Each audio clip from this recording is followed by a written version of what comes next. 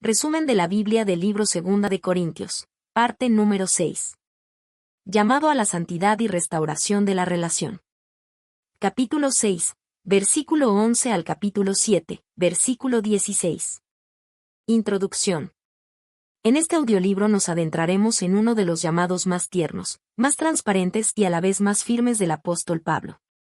El llamado a la santidad. Y la restauración profunda de la relación espiritual entre su corazón y el corazón de los creyentes de Corinto. Aquí no encontramos solo instrucciones, sino una confesión sincera. No escuchamos solo doctrina, sino el latido de un pastor herido y amoroso, que anhela ver a su pueblo caminar en la verdad. Pablo nos abre su corazón por completo. Sin reservas, sin defensas, sin máscaras. Habla como un padre que ama. Como un mentor que guía. Como un embajador de Cristo que ruega con lágrimas y convicción. Suplica que el pueblo de Dios viva apartado del mal. Consagrado para el Señor. Y protegido de aquello que corrompe, desvía o apaga la luz del Espíritu. Pero este pasaje no solo nos confronta. También nos consuela. Nos muestra la alegría indescriptible del arrepentimiento sincero. La belleza de una relación restaurada. Y el gozo precioso de ver a un corazón volver al camino correcto. Después de haberse extraviado. Aquí descubrimos que la santidad no es un peso que Dios impone, sino un refugio que Él ofrece. Y que la restauración no es vergüenza, sino gracia. Gracia que limpia. Gracia que une.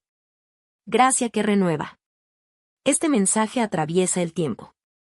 Para recordarnos que la vida cristiana es un viaje constante. Entre el llamado a apartarnos del mal. Y la invitación dulce a regresar cuando nos hemos alejado. Acompáñame ahora en este recorrido por 2 de Corintios capítulo 6, versículo 11 al capítulo 7, versículo 16. Permite que la palabra ilumine tu alma. Que despierte en ti el anhelo de una vida más pura. Más consciente. Más entregada al Señor. Que cada frase, cada reflexión y cada verdad expuesta te conduzca a experimentar la belleza del arrepentimiento, la dulzura de la reconciliación y la paz profunda de la comunión restaurada con Dios y con los que amas. Un corazón abierto y una invitación sincera. Pablo inicia este pasaje con una declaración que toca fibras muy profundas. Su corazón jamás se cerró para los corintios. No los evitó, no los rechazó, no los abandonó. Al contrario, su corazón se ensanchó. Sus palabras llevan la fuerza de alguien que ha amado de verdad. Les hemos hablado con toda claridad, dice. Como quien ha vivido con transparencia. Sin doblez, sin agendas ocultas. Sin nada que ocultar. Para Pablo, la relación con ellos no era un mero deber ministerial, sino un vínculo afectivo. Un amor espiritual nacido en Cristo. Pero había un dolor presente. El problema no estaba en él. Estaba en ellos. Los corazones de los corintios se habían estrechado. Se habían enfriado. Las heridas, las influencias externas, las dudas y los conflictos. Habían cerrado en ellos un espacio que antes estaba lleno. De amor, confianza y apertura. Por eso, Pablo no los reprende con dureza. Los llama con ternura. Con una voz que mezcla firmeza y afecto, les suplica. Correspondan de la misma manera. Abran también ustedes su corazón. El apóstol no está hablando como un maestro ofendido, ni como un líder autoritario, sino como un padre espiritual. Un padre que recuerda cómo comenzaron. Que dio sus primeros pasos de fe. Que celebró sus victorias. Que lloró sus caídas. Y que ahora desea verlos regresar. A la sensibilidad espiritual que un día los caracterizó. Pablo anhela que vuelvan a sentir. A amar. A escuchar. A responder a Dios con sinceridad. Y a Él con afecto genuino. En cada frase, en cada súplica. Se escucha el corazón de un hombre que ama de verdad. Que no guarda rencor. Que no cierra la puerta. Y que, a pesar de todo, sigue creyendo en la obra de Dios en sus vidas. Este llamado no es solo para Corinto. Es un eco que llega hasta nosotros. Abrir el corazón. Volver a la sensibilidad del espíritu. Retomar la ternura de la fe. Y permitir que Dios restaure lo que alguna vez se enfrió. El llamado a no unirse en yugo desigual. Pablo entra ahora en una de las exhortaciones más importantes y protectoras de toda la vida cristiana. Sus palabras no nacen del miedo, ni del legalismo, ni de un deseo de separación arrogante. Nacen del amor, del deseo de que el pueblo de Dios permanezca puro, firme y sin contaminación espiritual. Con una voz clara y directa, declara: no se unan en yugo desigual con los incrédulos. Para muchos, esta frase se ha convertido en un eco que atraviesa generaciones. Pero aquí Pablo la pronuncia con la intención de proteger el corazón, la fe y el propósito de quienes pertenecen a Cristo. No es rechazo, es protección. Pablo no les está diciendo que desprecien a quienes no conocen al Señor, ni que se aparten del mundo como si fueran mejores. Jesús nos llamó a amar, a servir, a ser luz en medio de la oscuridad. Pero aquí, el apóstol habla de unión de propósito, de compromisos profundos, de alianzas del alma, que pueden arrastrar el corazón a un lugar donde la fe se diluye y la devoción comienza a desvanecerse. Para despertar la mente y el corazón, Pablo hace 5 preguntas penetrantes. ¿Qué compañerismo tiene la justicia con la injusticia? La justicia busca agradar a Dios. La injusticia lo ignora. ¿Cómo caminarán juntos? ¿Qué comunión la luz con las tinieblas? La luz revela, ilumina, da vida. Las tinieblas ocultan y confunden. No pueden mezclarse sin perder su esencia. ¿Qué armonía Cristo con Belial? Cristo es verdad, salvación y libertad. Belial simboliza destrucción, engaño y pecado. 2 voces inconciliables. ¿Qué parte tiene el creyente con el incrédulo? No se refiere a respeto o amistad, sino a compromisos profundos donde el corazón se somete a otra dirección. ¿Qué acuerdo el templo de Dios con los ídolos? El templo es un lugar santo, reservado para la presencia divina. Mezclarlo con ídolos es profanar lo que Dios ha consagrado. Y entonces Pablo revela la razón más poderosa de todas. Porque ustedes son templo del Dios vivo. No somos simplemente personas que creen en Dios. Somos morada del Espíritu Santo. Somos portadores de su presencia. Y donde habita Dios, no puede haber mezcla con aquello que lo ofende o lo desplaza.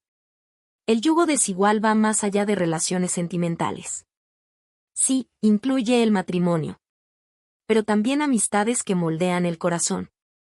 Sociedades, alianzas, influencias constantes. Que lentamente contaminan la fe. Y roban la pureza del alma. El yugo desigual es cualquier conexión profunda. Que te mueva lejos de Dios. Que debilite tu espíritu. O que apague tu pasión por Cristo. La santidad no es aislamiento, es identidad. Ser santo no significa vivir separado de todos. Ni encerrarnos en una burbuja piadosa. Santidad significa caminar en el mundo sin perder la esencia del cielo. Significa amar sin comprometer la verdad. Relacionarnos sin contaminar el corazón. Servir sin ceder a la presión del pecado. Es vivir en el mundo, sin permitir que el mundo viva dentro de nosotros. Llamados a salir, limpiarnos y consagrarnos. Pablo afirma las promesas eternas de Dios con una fuerza que atraviesa los siglos. Yo seré su Dios, y ustedes serán mis hijos e hijas. No es solo una declaración espiritual, es un llamado a pertenecer, a vivir bajo la identidad más grande que un ser humano puede recibir, ser hijos del Dios vivo. Y tomando esa verdad como base, Pablo añade una exhortación que nos invita a responder con entrega. Purifiquémonos de toda contaminación de carne y de espíritu, perfeccionando la santidad en el temor de Dios. En estas palabras descubrimos un principio fundamental. La santidad no es un destino inmediato, sino un camino progresivo. No se trata de alcanzar una perfección sin errores, sino de rendir cada área de nuestra vida a la obra transformadora de Cristo. Aquí, la santidad se revela como un proceso creciente. Una renovación diaria. Una renuncia constante a lo que estorba. Una elección continua de permanecer cerca del corazón del Padre. Dios no nos llama a ser impecables por nuestras propias fuerzas. Nos llama a ser obedientes por su gracia. Es su Espíritu quien limpia, fortalece y guía. Es su palabra la que ilumina. Es su presencia la que nos sostiene cuando nos sentimos débiles. La santidad es un camino. Una dirección que se toma cada día. Un viaje donde entregamos tanto lo visible como lo invisible. Los hábitos externos y los pensamientos internos. Las acciones y las motivaciones. Lo que otros ven y lo que solo Dios conoce. Responder al llamado de Dios implica salir. Salir de lo que contamina. Salir de lo que confunde. Salir de lo que enfría la fe. Pero también implica entrar. Entrar en una vida más pura. Entrar en una relación más profunda. Entrar en una comunión más plena con aquel que nos llama sus hijos. Porque al final, la santidad no es una carga. Es un privilegio. Una invitación a reflejar al Dios que nos adoptó como familia. Una vida que respira la paz de saber que pertenecemos a Él. El gozo de la restauración de la relación. En el capítulo 7, Pablo abre su alma una vez más, con una honestidad que revela el corazón de un padre espiritual. Con palabras que respiran afecto profundo declara: ustedes están en nuestros corazones. Para morir juntos y para vivir juntos. Esas palabras no nacen de un momento fácil. Vienen después de lágrimas, tensiones y silencios dolorosos. Había habido tristeza, malentendidos. Y una disciplina necesaria que Pablo impartió con dolor, pero con amor. Sin embargo, ahora. El tono cambia. La atmósfera se ilumina. La herida que antes sangraba ahora empieza a sanar. Porque allí donde hubo quiebre, ahora hay gozo. Gozo que nace de la reconciliación. Gozo que florece en la restauración de la relación. Tito, el mensajero fiel, había regresado con un informe que transformó la angustia de Pablo en alivio. Sus palabras traían vida. Los corintios se habían arrepentido sinceramente. Habían reconocido su error. Y habían renovado su afecto, su respeto y su obediencia hacia Pablo. No fue un arrepentimiento superficial. Ni una emoción pasajera. Fue un cambio profundo. Una tristeza que no destruye, sino que transforma. Pablo lo llama tristeza según Dios. Una tristeza que no aplasta. Que no condena. Que no produce vergüenza estéril. Sino una tristeza que conduce a la vida. Al cambio. A la libertad interior. Esa tristeza divina no lleva a la culpa paralizante, sino a una restauración luminosa. A una reconciliación que devuelve la paz. El afecto. Y la unidad. Así es el fruto del arrepentimiento genuino. No destruye. Reconstruye. No amarga. Purifica. No aleja. Acerca. Donde el Espíritu de Dios toca un corazón. La tristeza se convierte en gozo. Y las relaciones heridas vuelven a respirar vida. Verdad. Y amor. La tristeza que viene de Dios. Pablo hace una distinción poderosa, una verdad espiritual que toca lo más hondo del corazón humano. No toda tristeza es igual. Hay un dolor que destruye. Y un dolor que salva. Por un lado, está la tristeza según Dios. No es un dolor que condena, sino un dolor que despierta. Es la luz que entra en un cuarto oscuro, revelando lo que debe ser limpiado. No para humillarnos, sino para sanarnos. Esta tristeza produce arrepentimiento. Un giro profundo del corazón. Una decisión sincera de alejarse del mal. Y caminar hacia la vida que Dios ofrece. Es una tristeza que no lleva a la vergüenza permanente, sino a la libertad. No a la desesperación, sino a la esperanza. Su fruto final es vida. Renovación. Restauración interior. Por otro lado, Pablo habla de la tristeza del mundo. Un dolor que encadena. Que corroe por dentro. que nos hace sentir derrotados y sin salida.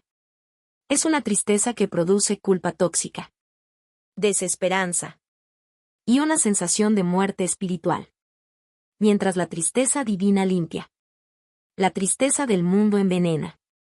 La una guía a Dios, la otra nos aleja de Él. Los corintios, sin embargo, mostraron que su tristeza fue la correcta. Fue una tristeza que encendió en ellos un fuego nuevo. Celo por lo recto. Cuidado por su testimonio. Preocupación por honrar a Dios. Y restaurar su relación con Pablo. Cada acción, cada decisión, cada cambio en su conducta, fue la prueba de un arrepentimiento auténtico. No palabras vacías, sino transformación real. Y esta respuesta sincera llenó a Pablo de un gozo indescriptible. Un gozo que solo nace cuando se ve un corazón volver a Dios. Cuando lo perdido se recupera. Cuando lo torcido se endereza. Y lo muerto vuelve a respirar vida. Así es la tristeza según Dios. Un dolor santo, que nos lleva a la vida eterna. El amor pastoral que celebra el cambio.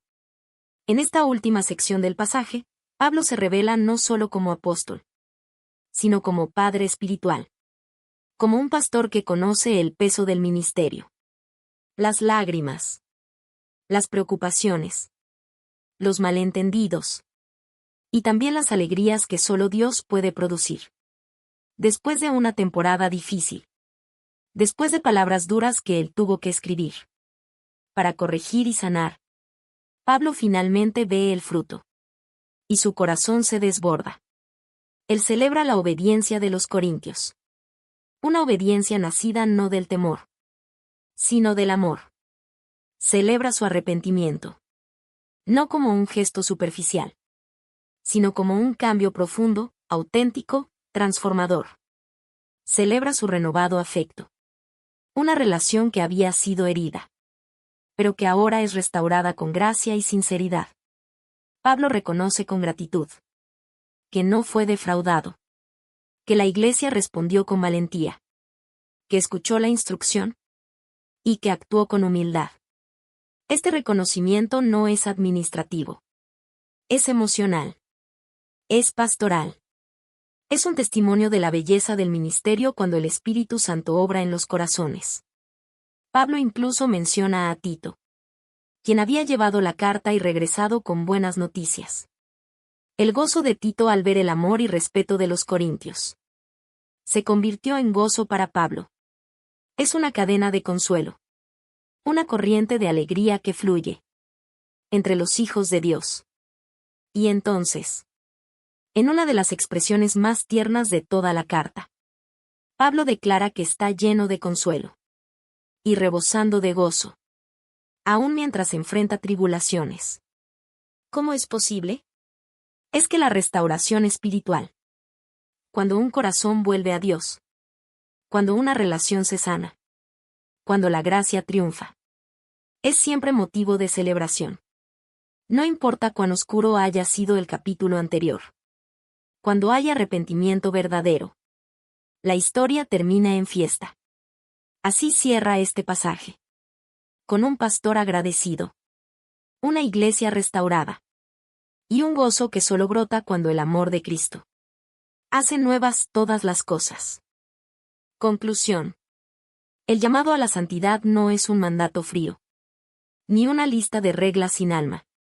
Es un acto de amor divino. Dios nos invita a vivir apartados para Él, porque conoce el camino del corazón humano, y sabe que lejos de su voluntad, solo encontramos confusión, heridas y sombra. Pero cuando elegimos caminar en santidad, cuando apartamos nuestro corazón para el Señor, descubrimos la libertad que tanto anhelamos, la claridad que el alma necesita, y el descanso que ninguna otra cosa puede ofrecer. La santidad no encadena, libera, no limita, protege, no roba, preserva lo que es eterno. Y cuando nos arrepentimos de verdad, cuando reconocemos nuestro error y volvemos al abrazo del Padre, no somos rechazados, Somos levantados, sanados, recibidos. La gracia de Dios no solo limpia el pecado. También reconstruye lo que se había roto. Restaura relaciones.